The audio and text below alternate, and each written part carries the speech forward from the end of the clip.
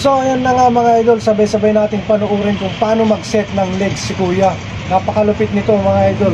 Tara na mga idol, sabay-sabay nating panuorin ng video hanggang sa dulo.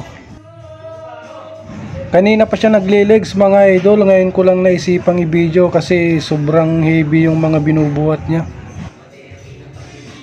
Bago pala natin kunan ng video idol, nagpaalam tayo sa kanya kung pwede. So ayun, nagpumayag naman si Kuya. So thank you sa iyo Kuya.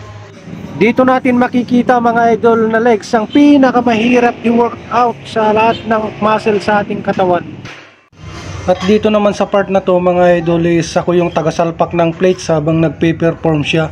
Di ko na nakawanan yung ibang plates na sinalpak ko, yung last na lang.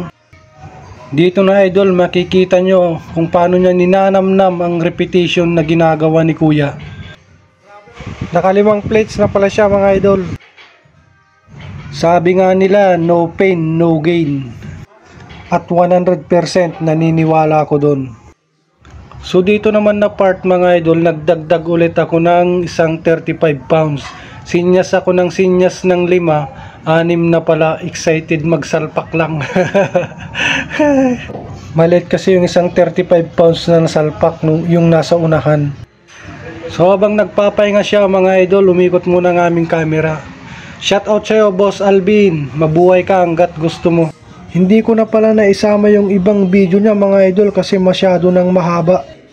So ayan mga idol, konting maritisan muna para makapahinga naman konti si Kuya. Ayan na nga idol, makikita nyo ang muscle formation sa kanyang legs. Kung tawagin sa Ilocano ay lupo, kung sa Tagalog ay hita, at sa English naman ay legs. Grabe mga idol, more pain, more gains. Then dumako naman tayo mga idol sa bawas porsyon. Ayan, unang bawas, dalawa ang binawas niya agad kasi yun ang request ng performer natin. Grabeness mga idol, yung muscleness niya sa legs, umbok na. Then susunod mga idol, isa lang yung binawas, diretso ulit.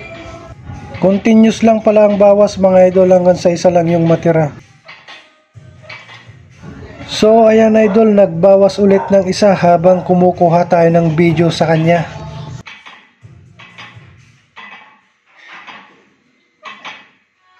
So ayan na nga mga idol, last bawas na yan. Parang ayaw na si Kuya pero pinilit niya pa rin. Sa mga baguhan pala na kagaya ko, wag nating gagayahin yung ganto kabigat kasi magkukos ng injury sa atin. Mas maigi yung kaya lang natin ang buhatin natin. Thank you nga pala sa mga nanood at manunood pa lang mga idol. Kung nagustuhan nyo yung video na to, palike and share naman. Siyempre, hindi mawawala dyan yung flex ni Kuya, oh. Lucky, di ba? Thank you.